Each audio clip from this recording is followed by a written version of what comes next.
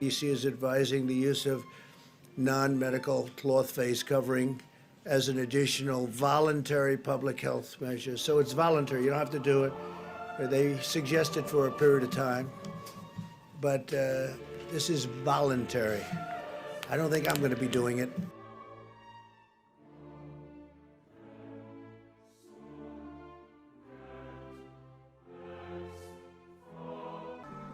The things that I know and the things that you don't know are that the last time we had a president that loved this country, I'm not a pro-Trump person, I'm not an anti-Trump person. I'm an open my eyes and think with my own brain person, all right? So whatever you want to label me, I don't care what you label me, but I'm just telling you from an observational standpoint, the last time we had a president that cared about his country like this was Ronald Reagan. And the time before that was John F. Kennedy. And both of those people, one was killed while serving his country, the other one's life was attempted to be taken out. Now I will tell you this, that this is not something that's public knowledge. I have not been told that I should not say this, but I'm going to go ahead and say it. If I get in trouble for it, I get in trouble for it. But the number of attempts on President Trump's life from the time that he got elected to the time he took office in January 20th, 2016, in that 2-month period, there were 25 attempts on his life. I did not know that. That was information that was recently shared with me. And anybody who is that much of a threat to the status quo, you know they're doing something right, all right? So whether you support Trump or you don't support Trump, remember, he's the president of the United States and he has earned that right for us to support him. If you want to attack him, guys, that's sad.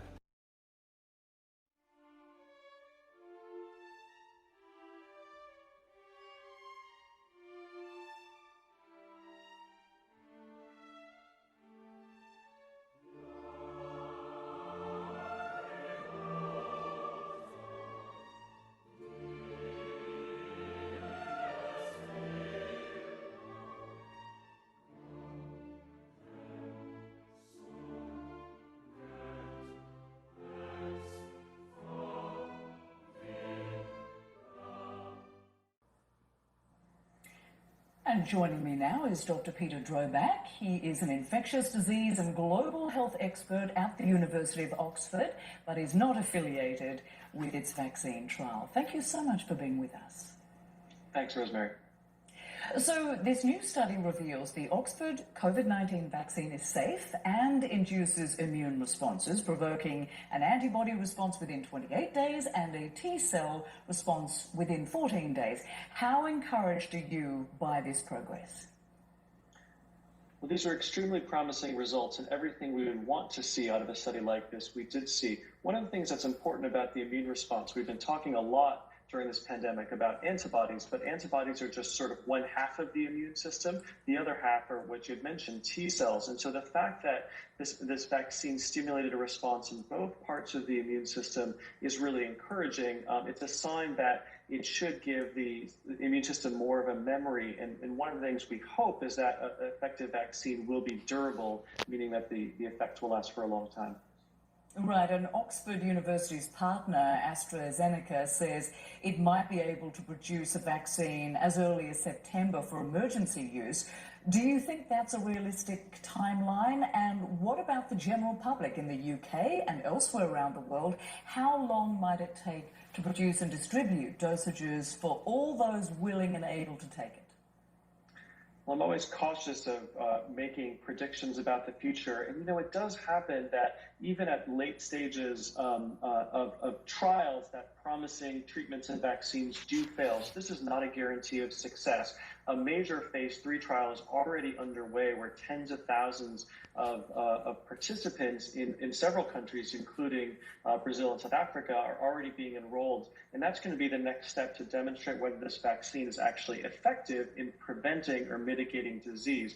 We hope those results are going to come towards the end of this year. And it is important, these partnerships with AstraZeneca, to pre-manufacture doses at scale so we could get them out as quickly as possible. You know, the reality is that we need to have a strategy to make sure that when we find an effective vaccine, it's going to get to the people who need it most first. That's going to be health workers and other key workers, and then medically vulnerable folks, not just in the UK and America, but around the world. Understood. And of course, one big concern here in the United States is public trust in any potential vaccine. And polls suggest that about half of the US population won't take a COVID-19 vaccine. So how do you convince those people it's safe? Because building herd immunity is dependent on most of that population taking the vaccine. Well, that's exactly right. And this is also something that we should be working towards and planning for now. We are working with unprecedented speed, the scientific community, on this vaccine effort, but without trying to cut corners around safety. But that kind of safety monitoring is going to be important. I think good, clear scientific communication about the benefits and the risks of vaccines as these things progress is going to be very important. And then political leadership. We've already seen some very dangerous examples about politicizing important public goods like mask wearing. We have to do everything we can with this vaccine effort to avoid getting caught in that same trap. Yeah, it seems masks are really what we need to be using until these vaccines are made available. But as you point out, there is some reluctance as a result of that politicization of mask wearing. But of course, that's CNN's take, the liberal left-wing take on the vaccine.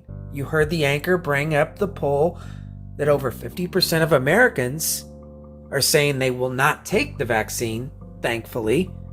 But the angle was, hey, this is just like the mask, and we can't politicize this, i.e., why I presented Donald Trump's tweet. So everyone should expect the exact same thing with the vaccine. Just like the mask, we start out with fake opposition. That's why we call it the fake left-right paradigm. Well, Fox News is doing their part to convince the right-wing conservative that they need to be excited about the vaccine and Trump's warp speed. This is from tonight's Fox News show. And no, this is not the same clip from a few days ago that I uploaded. The Trump administration leading the plan to fast-track a coronavirus vaccine by the end of this year. Tonight, we take you inside Operation Warp Speed. So let's bring in SIO2 Chief Business Officer Lawrence Ganty and a COVID-19 human vaccine volunteer, Stella Sexton. Thank you both for what you're doing and for joining us tonight to give us a little bit of an inside scoop. Pleasure to be here. Okay, I want to start with something that the House Republican leader, Kevin McCarthy, the minority leader over there, had to say today about these efforts. This warp speed, history will write about this. When we get to the moment in time that we have this vaccine, they'll write about how fast it would, and no other country could do what we did because of the ingenuity of this nation. And that's the focus of what we're trying to do. Okay, so the two of you are part of history. And Stella, I got to ask you, every time we read one of these articles and we think about who are these humans that are willingly getting infected and trying these vaccines, you are one of them. Why did you decide to do it? Were you worried? Was your family worried? How's it going?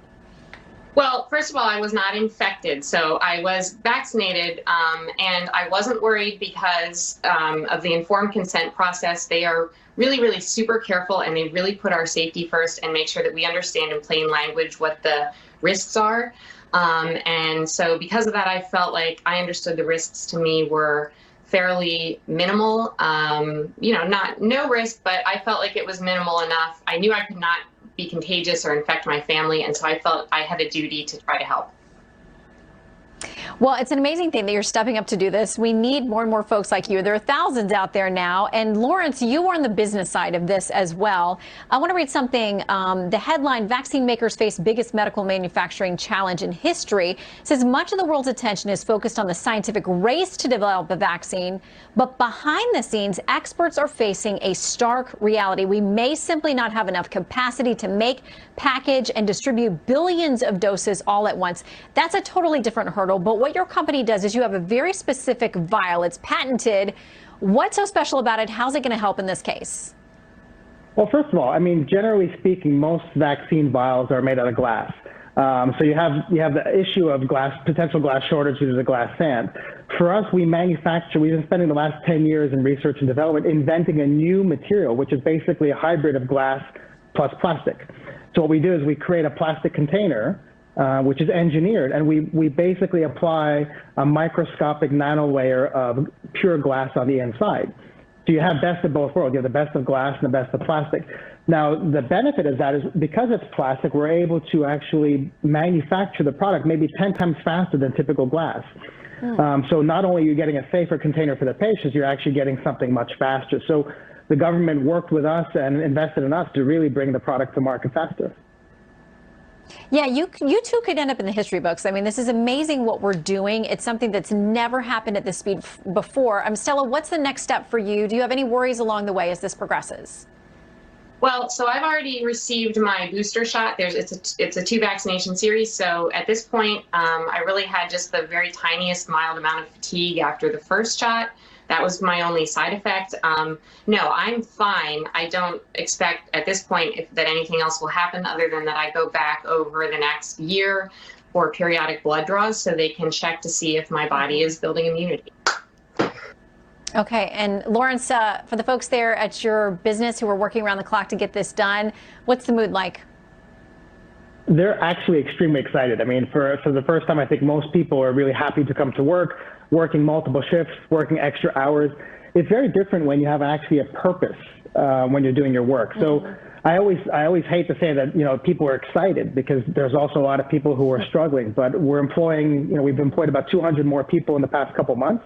We're continuing to hire, and the mood, no one's worried about working extra hours. No one's worried about, putting in the extra time, because really what they're doing is they're really trying to contribute. As you said, we're all trying to make history. We're all trying to save the world in 3 months, save the world one vial at a time.